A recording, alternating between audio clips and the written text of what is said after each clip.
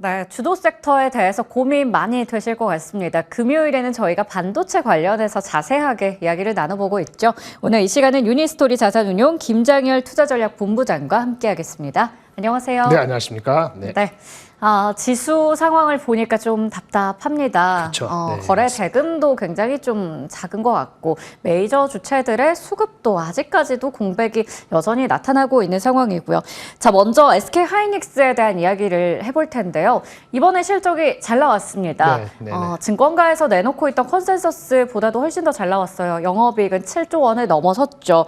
역대 최대 실적, 이 호실적의 의미와 함께 우리가 좀 긍정적인 시각에서 봐도 될지가 궁금한데요. 네네. 일단은 저항선이라고 볼 수 있는 20만 원을 넘어섰기 때문에 네. 다시 한번 전고점 향해서 갈 수 있을지가 궁금합니다. 네네. 일단 실적 자체는 그 에너지스트리 예상했던 것보다 한 1천억 정도 더 나와서 6조 9천억 대비 7조 300억 했으니까 잘 나왔죠. 이제 애널리스트들이 실적 발표되고 나서 어제 오늘 사이에 그 업데이트를 했는데 4, 4분기에 대한 기대치가 조금 올라갔습니다. 네. 그 전에 한 7조 중후반이었는데 당연히 실적이 잘 나왔기 때문에 지금은 최저가 보통 7조 후반대, 보통은 한 8조 넘는 것 같아서 평균 한 8조 2천억 정도 나오거든요. 그렇기 때문에 당연히 그 정도 올라간 것만큼은 주가는 더 올라가야 되는 거니까 다시 한번 올라갈 수 있는데 이슈는 내년도 실적입니다. 한번 보실까요? 내년도 실적에 대한 전망이 그다지 많이 변하지는 않았어요. 내년 전망이 대충 한 35조 정도 되는데 한번 보시겠어요? 이게 보시면 이제 내년도 1, 4분기에는 비수기 때문에 잠깐 내려갔다가 다시 이게 2분기에 다시 올라간다는 이런 패턴이어서 이 정도에는 원래 계산했던 거랑 크게 다르지 않기 때문에 HBM에 대한 압도적인 어떤 그 우위에 불구하고 계절적인 비수기하고 레거시 디램에 대한 약간의 경계감이 갖고 가기 때문에 올라가는 속도는 우리가 생각하는 것보다 아니면 기대하는 것보다 아주 빠르진 않을 수도 있어요.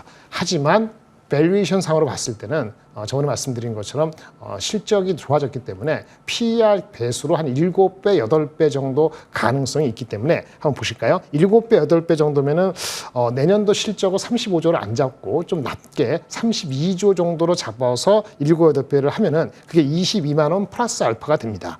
만약에 장이 안 좋으면은 20만 원 초반까지 내려가면은 그게 PER 6배 정도거든요. 따라서 밸류에이션 상으로는 20만 원 최저, 그다음에 한 2, 3만 원까지 가는 것이 타당해 보이는데 하지만 우리나라 시장에 대한 어떤 수급과 그다음에 같은 계열인 마이크론 또 엔비디아, TSMC하고의 주가의 보조를 맞춘다는 시점에 어떤 그런 관점에서 목표하는 그 가격으로 가는 그 속도는 너무 낙관하지만은 마시라 이렇게 말씀을 드리고요.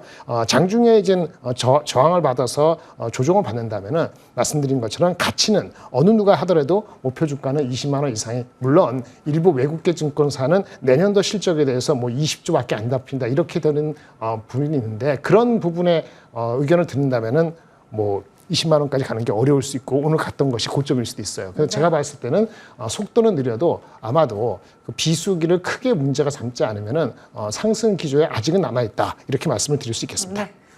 저희가 이 실적에 대한 평가와 함께 지금의 또 자리에서 목표 주가 어디까지 갈 수 있을지 시나리오까지 좀 세워봤습니다. 일단은 20만 원대를 돌파를 하긴 했는데 지금 구간에서도 보면 딱 거기가 저항선인 것 같습니다. 차익 매물 또 매수세 사이에서 공방이 일어나는 듯이 뭔가 딱 20만 원 선에서 왔다 갔다 하는 그런 모습도 나타나고요. 모건스탠리 쪽에서 목표 주가를 10,000원 원 정도 상향을 하긴 했는데 앞으로의 주가 향방에 대해서 추가적인 상승 여력은 더 남아있다라는 부분도 함께 짚어주셨습니다. 자, 그러면 반면에 삼성전자 이야기를 해볼게요. 너무나 그 뚜렷하게 이제 차이가 나죠.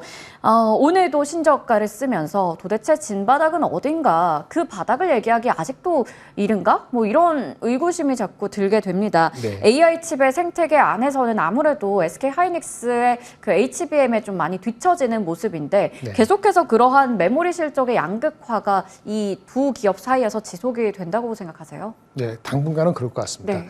일단 그 실적에서 삼성전자, 하이닉스하고 역전된 거 이 규모 측면에서는 이미 다 알려진 사실인데 한번 말씀을 드리면은 삼성전자 실적은 그 D램 부분의 영업이익률이 약 33% 정도로 추론이 되고 있어요. 실적이 나왔습니다만 부분별은 아직 발표를 안 했기 때문에 다음 주 확인이 되는데 애널리스트 얘기가 하면 30% 많아봤자 30% 후반, 네. 30% 초중반 정도로 보고 있는데요. 하이닉스가 지금 마진이 나온 것이 오늘 어제 발표되고 나서 애널리스트 평균해 보니까 평균이 50%예요. 네. 하나는 50%고 하나는 35%도. 네.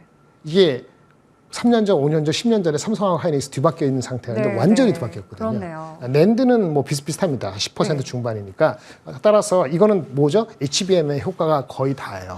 HBM이 뭐 다 한 거죠? 그 실적 네, 안에서도? HBM 마진이 네. 아마 거의 60% 훨씬 넘을 네, 것 같아요. 네.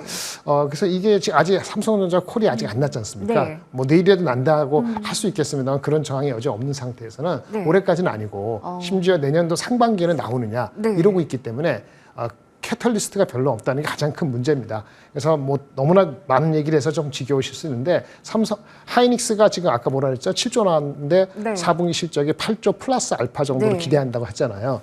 삼성전자가 9조 1천 나왔죠?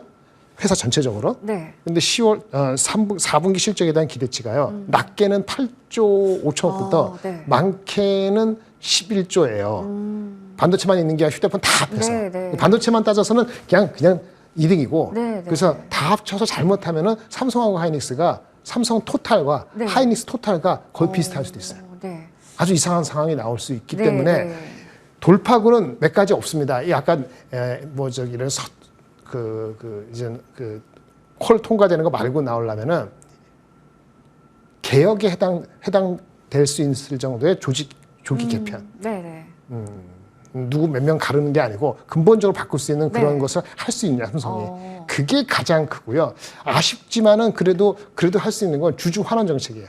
다음 네. 주 실적 발표되는데 네, 네. 뭐 자사주 소각 매입해서 소각한다든지 이런 걸 생각지 않은 걸 좀 세게 나가는 네, 거죠. 네. 뭐 이렇게 주주 환원 정책을 LG도 하고 뭐 은행도 하고 다 그쵸. 하는데 네. 삼성전자가 그렇게 할 여력이 근데 뭐 삼성이 그렇게 할 여력이 있는지가 현재 모르겠어요. 네, 네. 그래서 주주 환원 정책, 네. 그다음에 조직의 개편을 혁신급으로 좀 서프라이즈가 나오는 거 이런 것들이 나온다면은 네, 네. 비록 4분기 실적에 대한 기대치가 낮고 콜에 대한 것도 시기를 지금 정하기 어려운 입장이라 하더라도 바닥은 칠 수도 있어요.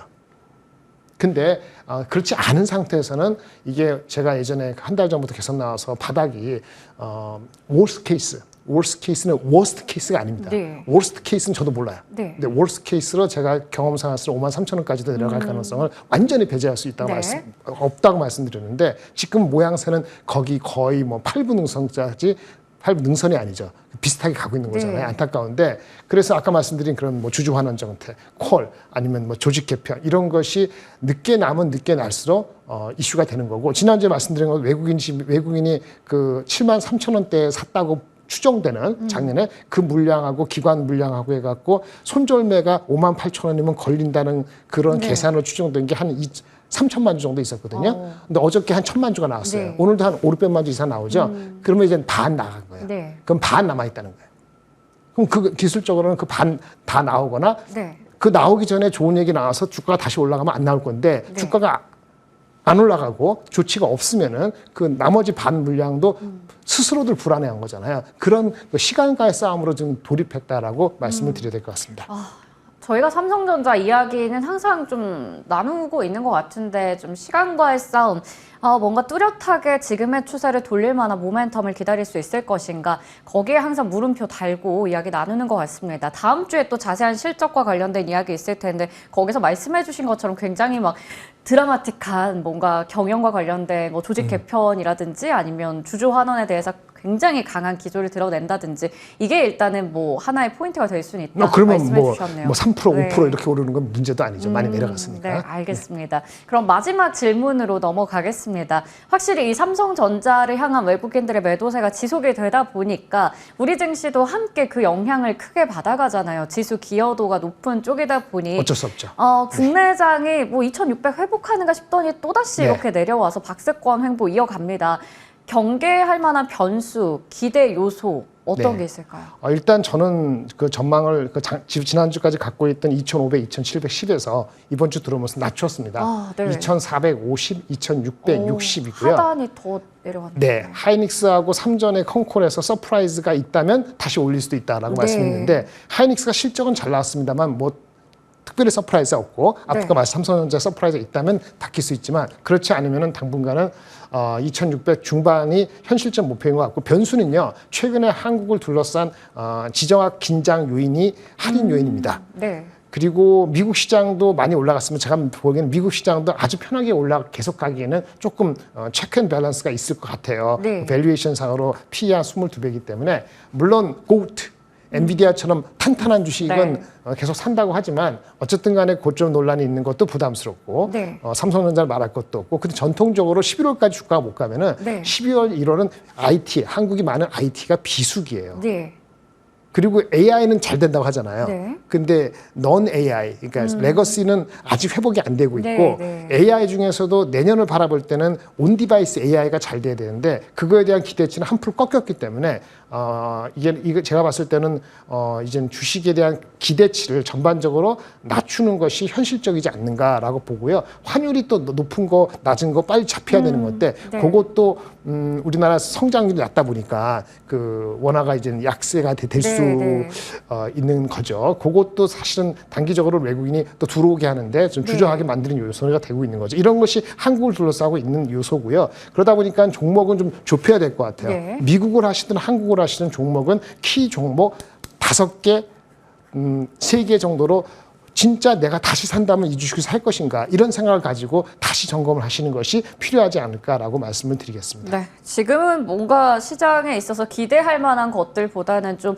주의하고 변수를 체크하는 게 중요할 것 같은데 말씀해주신 지정학적 리스크부터 미 대선도 있고요. 금리나 환율에 대한 부담도 있다 보니 그 부분 짚어주셨습니다. 지금은 좀 포트를 점검하면서 중요한 종목 3-5개 정도에 집중해보자 이렇게 전략 챙겨봤습니다. 오늘 이 시간 유니스토리 자산운용 김장열 투자전략본부장과 이야기 나눠봤습니다. 고맙습니다. 네, 감사합니다.